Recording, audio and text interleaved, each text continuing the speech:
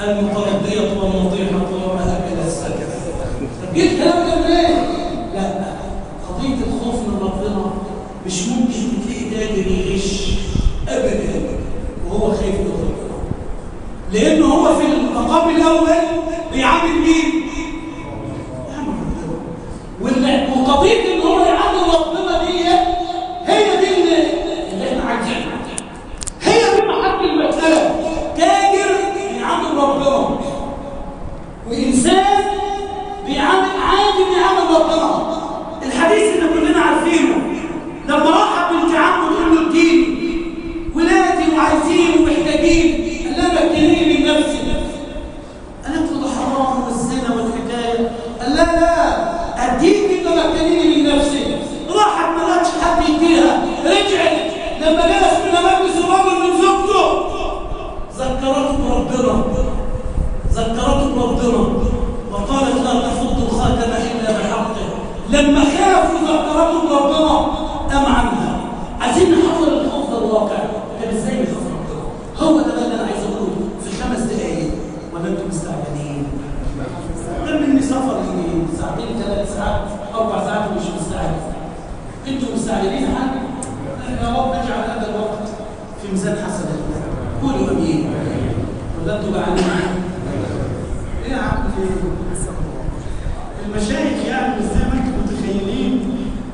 ولا انتوا ومره واحد انا عايز اعرف يعني مره واحد بيقول لك كنت ماشي مع المشايخ ليه؟ الله جاب لك في الاخر الله صار المشايخ بيحبوا الاكل. ماليش امر شو المشايخ كده؟ قال له لا هي دي الحقيقه. قال له ده كمان الكلام بتاعه. قال له احب ودائما العظماء يا وأعشق الأرز محشيا كبابا وطشطشت الديوك لما قليل أعز عندي من الكمندة والربابا. وأنا لو ضربت يدي بصدر ديك لن أتركه ولو متت اليابا.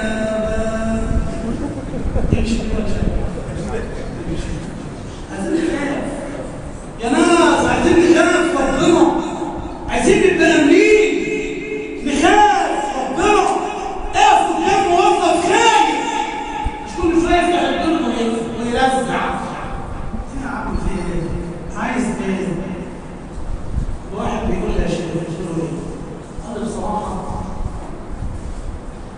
يعني شاف الظروف والوظائف والعيشه والحياه والايام قلت له ماشي عايز تبقى في بالي. قال لي انا باخد 10 بس بالي في رمضان. طبعا رمضان الحرم فما بقدرش اخد رشوه في المكتب، فاللي بيجي لي بخبز له بعيد كده يروح داخل في طرقه الحمام واخد الرشوه في طرقه الحمام. يبقى حرام عليهم. قلت له لو نزلت جبنا الطرابج بتاع الحمام وخدتها حرام، مش وقفت في الطرقه. الحرام حرام. عايزين نتعلم الخوف. اقول لك تتعلم الخوف ازاي؟ الامام ابن القيم قال لك لازم يبقى عندك بصيره بالاله اللي انت هتخاف منه. ده رقم واحد. البصيره اللي ربنا قال عليها في سوره يوسف قل هذه سبيلي أدعو إلى الله على بصيرة أنا ومن اتبعني وسبحان الله وما أنا من المشركين. اللهم ارزقنا الإيمان. البصيرة يعني إيه البصيرة؟ ربنا لخص المسألة في إيه واحدة. يبقى عندك بصيرة. طب وإيه البصيرة؟ قال الإمام ابن القيم والبصيرة عشان تحقق الخوف تكون في 3 أشياء. الأمر الأول معرفة الأسماء والصفات. أنا بخاف من مين؟ من ربنا. طب هو مين ربنا؟ أنت عارف أسماءه؟ أنت عارف صفاته؟ أنت عارف حديث النبي لربنا لما يؤمر الأمر السماوات السبع ومن فيها طرفين، السماوات تتقعقع. النبي بيقول كده إذا أمر الله بأمر تقعقعت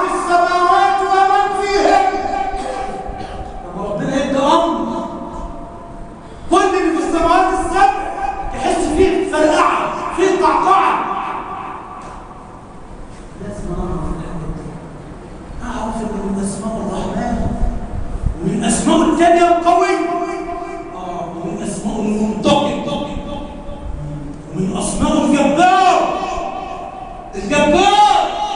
من اسمائه القوي. زي ما هو رحيم زي ما هو قوي. نبئ عبادي اني انا الايه؟ الغفور الرحيم. بس هذا وان عذابي هو العذاب الاليم. يبقى في عذاب. البصيره اسمها وصفات. ابن القيم يقول البصيره رقم 2 في الوعد والوعيد. الوعد يعني ايه وعد ووعيد؟ الوعد والوعيد، الوعد يعني ربنا توعدك بايه؟ لما انت تتصدق بالله على يتيم لوجه الله. دخل رمضان هجيب شنطه فيها كيلو سكر، فيها كيلو لحمه، فيها كيلو بطاطس وكيلو نقطه ليتيم. الوعد بتاع المساله ايه؟ انا وكافل اليتيم في الجنه كهاتين. ده وعد. النبي بيقول لك يا سلام تبقى مع النبي في الدرجه بتاعته. طب والصدقه دي كفايه؟ يقول لك المرء في ظل صدقته يوم الايه؟ القيامه. يوم القيامه الناس في حر، وهو الشنطه بلاش الشنطه، الجبليه اللي جابها لليتيم عشان العيد جاي. الله يستظل بيها جميله، صدقه حلوه اهي. الكوتشي اللي جابه مع الجبليه لليتيم عشان يفرح. كلنا بنعمل حساب لعيالنا داخل العيد، صح ولا لا؟ يقول يا سلام انا عايز اجيب لابني ايه؟ هجيب له بدله واجيب له كوتشي. طيب ربنا توعدك ان تعمل خير مع اليتيم بايه؟ وتوعدك يا ابني تساعد فقير بايه؟ وتوعدك ان تطعم واحد جائع بايه؟ وتوعدك يا ابني ده الوعد. الوعيد بقى، الوعيد لما ربنا يقول ولا تقربوا الزنا، مش ما تزنيش، لا. يعني ليه يعني ايه ولا تقربوا الزنا؟ وانا لما اجي مسافرين رايحين دور سيناء نخطب هناك في سينا، هتلاقي على الطريق مكتوب كده منطقه الغاب. منطقه الغاب في سينا. اللي كاتب اليافطه دي منطقه الغاب بيحبني ولا بيكرهني؟ بيحبني. ليه؟ لانه خايف عليا. لو انا دخلت هنا ممكن اهلك. فلما ربنا يكتب يافطه كده يقول ولا تقربوا الزنا، يبقى بيحبك ولا بيكرهك؟ بيحبك وخايف عليك. ليه؟ خايف عليك عشان ما يجيش ليك الإنس. خايف عليك عشان الزنا ما يبقاش دين عليك. خايف عليك عشان زوجتك ما تشدش الفاتوره، بنتك ما تسدش الفاتوره. طب واللي يسرق نفس القضيه، مفيش ربعين هنا هيقطعها لك ربنا هناك. يبقى وعد ووعيد. ربع عم الشيخ اقرا حديث صمت بن جندب في البخاري. النبي قال لنا ان روح المراد اول ما تطلع ياخدها ملك الموت ويستغفر ربنا. ربنا قال له ارميها البحر من الدم. بحر منين؟ الدم. الفلوس دي اللي تخليني لما اموت روحي تترمي البحر من الدم. لا سيد الله يرحمه يقول يا ابني خلاه ماشي رحالي. انتوا فاهمين الكلام ده؟ يعني ايه رحالي؟ ولا الكلام ده مش عندكم؟ يعني يقول لك خلاه ماشي رحالي. طالما ربنا سترك يبقى ايه؟ يبقى ايه؟ الحمد لله.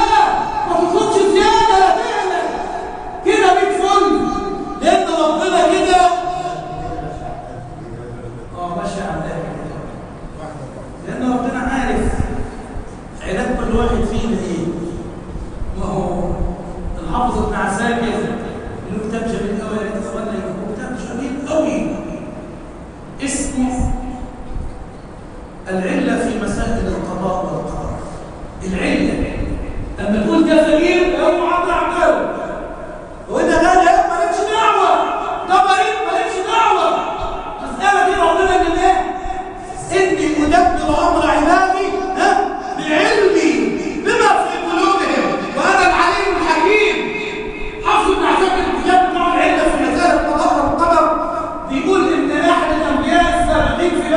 إسرائيل كان قاعد على قمة الجبل، قاعد مصري موجود على قمة الجبل وصاب عينه كده بيه، فراح جاي راعي غنم، جاب الغنم بتاعته شربت من الايه؟ من الحوض اللي قدام البير، وجاب البير وسقاه.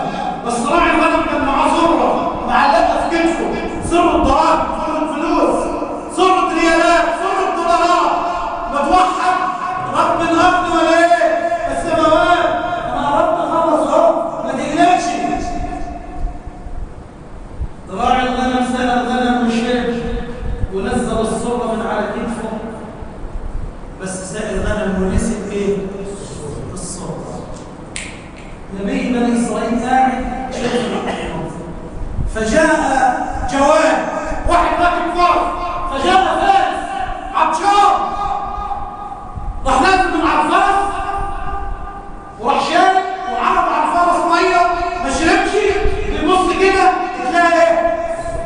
تلاقي ايه؟ شرط في رقبته وهو راح نطط على الفرس، حط رجله في اسمه ايه؟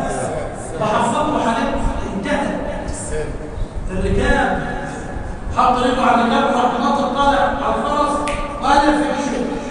نبي بني اسرائيل قاعد الا وجاي راجل عطشان وهلكان وماسك عكاز وتعبان، جه عند البيت وقعد شرب، حس ان الجو حار فراح مدلدل رجله في الميه الموجوده في الحوض وقاعد. الا وراعي الغنم افتكر ان فلوسه ايه؟ مساهل. جه جنب تلاقى مين قاعد؟ قال له المال. قال له ما شفتوش. قال له المال. قال له لم اراه. قال له لا ارى الله مطلوبا وبالسيف، وراح مطير ايه؟ رقبته. فراح نبي بني اسرائيل رفع ايده كده قال له يا رب لو حد قال لي أيقتل المظلوم على عينك، لا لا لا، ده أنا شفت صاحب الغنم نزل فلوسه والفارس جه خدها، والراجل ده مظلوم ومسكين وغلبان وما خدش حاجة واتقتل. فأرسل ملك الملوك جبريل عليه السلام وقال لنبي بني إسرائيل: أما راعي الغنم فكان أبوه ظالم وأخذ هذا المال من والد صاحب الفرس، فأردت أن أرد الحق لصاحبه. قال له طب واللي اتقتل ولا راح دمه هدر، طب والمقتول يا رب؟ قال وأما المقتول فقد قتل أخو راعي الغنم، فأردت أن أرد الدم لصاحبه كما رددت المال لصاحبه، ولا يظلم ربك أحدا. لا، اوعى تقول فلان، لا تقول ده بيأكل بهايمه حرام وبيحش من المسؤول بتاع جيرانه والبهايمه بتاعي ولا بيضربها ايه؟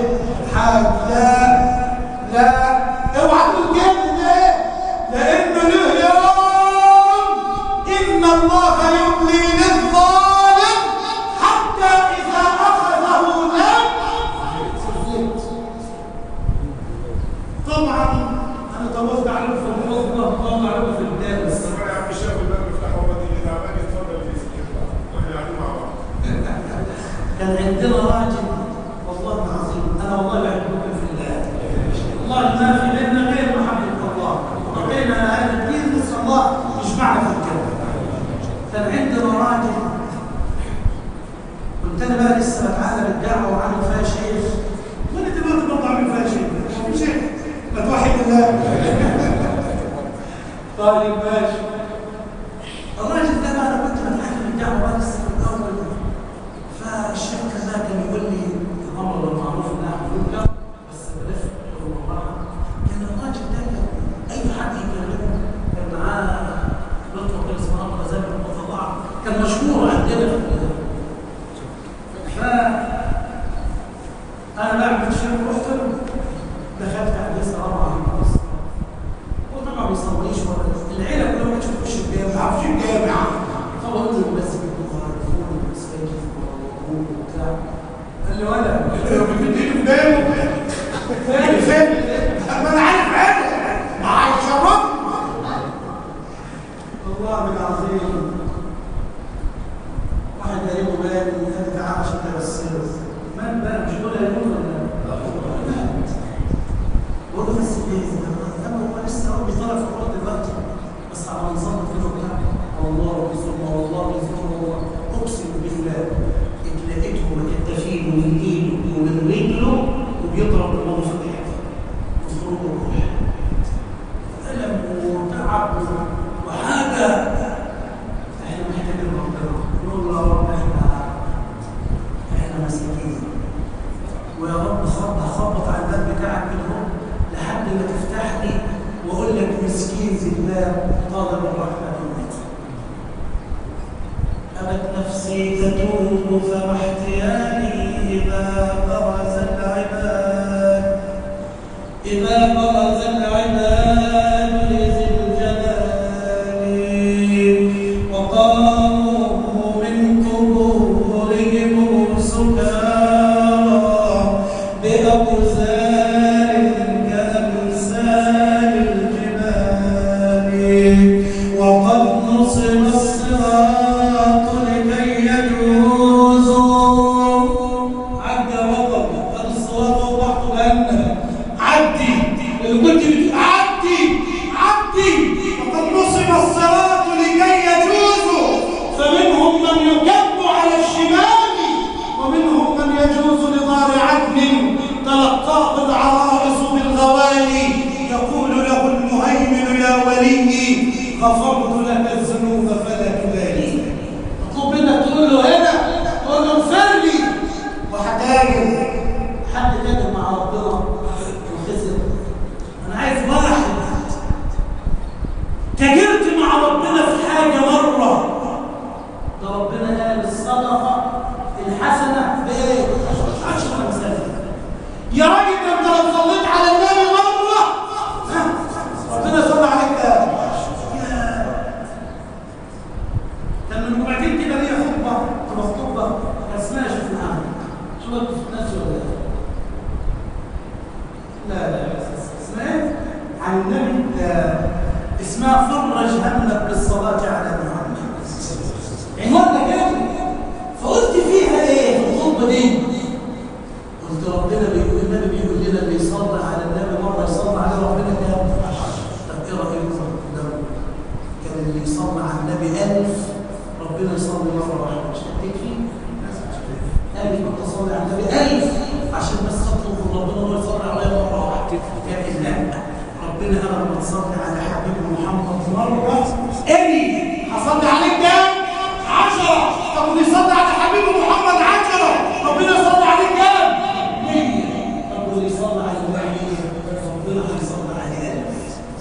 طب واللي يصلي على ربنا 1000 ممكن يعذب؟ شيخ الاسلام ابن تيميه يقول لك والحسنه بعشره امثالها وافضل الحسنات ان تربطها بالصلاه على النبي فان من صلى على النبي مره صلى الله عليه 10 ومن صلى الله عليه كفاه همه وفرج عنه حزنه. خد لك 10 دقايق تيجي تقعد تصلي على النبي هنا 10 دقايق الصغيره بتاخد قد ايه؟ انا طبعا انا عارف مش عارف